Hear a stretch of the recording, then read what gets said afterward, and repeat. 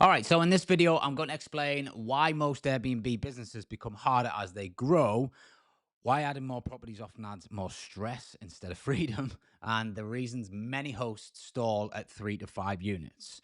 Once you see this, you'll understand why some models collapse with scale and others actually get simpler.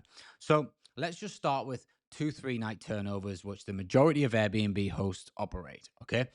The more turnovers that you have, obviously the more you're going to need to do inside of that business. Now, as I've mentioned in my business now, our average length stays are sort of 4 to 7 months. So we get a contractor, they come in, and then we basically turn the property over a couple of times a month, and it's just seamless because our cleaners get to know the guests get to know our cleaning schedule. They know either just leave the key under the mat or the door, whatever it might be.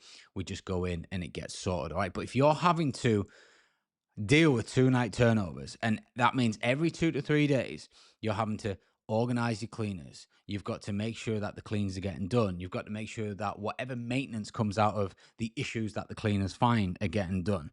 You've got to make sure that, if your cleaners don't turn up, which will happen, you're firefighting like every 2 to 3 days. All right. So the problem becomes the number of nights that you're actually hosting for. So most Airbnb hosts on a good month will do probably somewhere between 8 and 12 cleans. And we're doing two. So you can just see instantly how much easier that business is to manage. We used to have all these fancy, when I had like 450 Airbnbs on the tourist model, we used to have all these fancy softwares to log pictures and log damage and all this sort of stuff. Like, we literally don't need any of that anymore. So not only like we save money by not having to have these software costs, but it also means that the operation is just so much more efficient because it doesn't need to rely on these heavy softwares to actually just make the business work. The next thing is, when you are 2 to 3 nights, then your tourist inquiry versus contractor inquiry. Contractors don't want to stay for 2 to 3 nights typically, not the ones that we want anyway. Okay. We want the long term ones. So tourists also inquire because they're looking for a something like luxurious, right? So they are wanting to stay in your property more than likely for a weekend away, a hen party, a stag party, a family holiday, and therefore they want it to be perfect, right? So they're going to ask lots of questions about like what's nearby, how do we do this, do you have Netflix, do you have blah blah blah, and all this sort of stuff, right? So basically you get a lot of questions. Contractors are looking at this from a total different point of view. They're literally like, we need a home away from home for 7 months. Like, does it have comfy beds? Yes. Does it look good in the pictures? Yes. Is it near the site? Yes. All right, cool. So they typically just go ahead and book. There's very few inquiries. They may ask a couple of inquiries like, does it have on-street parking? Does it have off-street parking? That sort of thing. Can we get a van on the drive? So on and so forth. But apart from that, like, the inquiry level is very, very low versus just instant booking.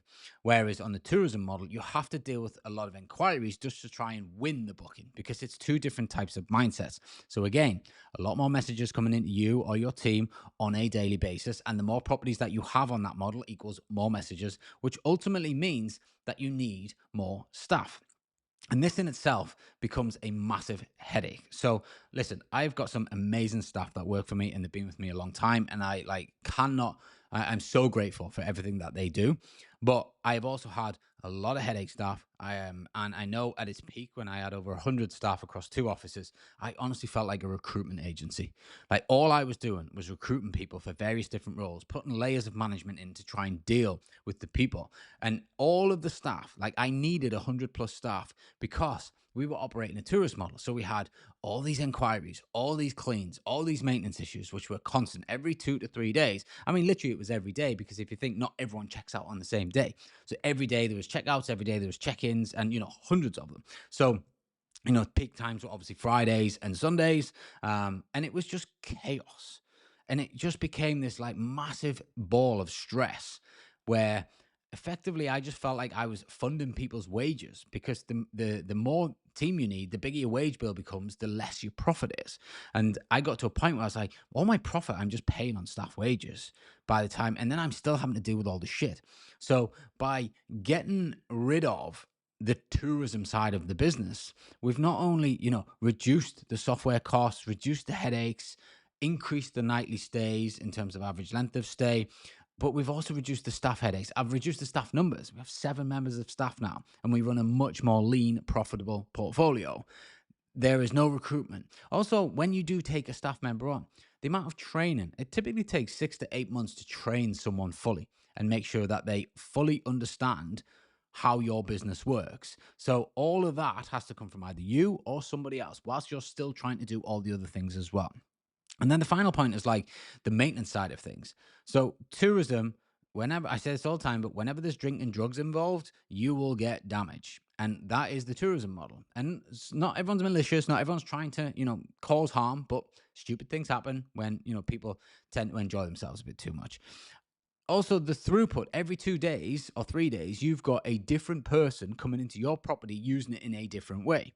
And even that in itself will lead to more stress on whatever it might be: beds, light switches, showers, yeah, cookers, ovens, fridges, all this sort of stuff. Even just, think about the way someone pulls the fridge open versus someone else. You've got multiple of that, right? So, whereas the contractors, they go in, they get familiar with the property in week one. So week one, you normally have a bit of message. Where's this? Where's that? Where's the Wi-Fi code? How do you use the washing machine? So on and so forth. But then it dies down because they understand the property. And then they get consistent with the property, so they know how to use it. And also because they're staying there for a prolonged period of time, they do start to treat it more like a home than just a hotel room. And that in itself means they do tend to look out after it a bit better. And we have actually found that, contractors, typically they're quite handy, right? They know what they're doing, DIY, all that sort of stuff. We've actually found that contractors have actually repaired stuff for us. So, if there's a leak in tap, they'll just go ahead and do it. If there's, a broken handle, they'll just go ahead and replace it. And it's like, it's a blessing. Whereas the tourists, like, they'll smash the place up and then twist about the deposit you've taken off them and then leave you a negative review for doing that. And it all just is like this massive ball of stress that honestly you don't need. And the reason you don't need it is because there's a better model. And all you have to do is switch. Like, it's as simple as switching the guest type. Okay. But you've got to commit to the switch. And that's where I think a lot of people go wrong. So like the reality is it fails because the model doesn't compress with scale. All right. Whereas like the contractor B&B model does compress with scale. I said this the other day, like we could take on at least another 30 to 50 large houses without having to add another staff member.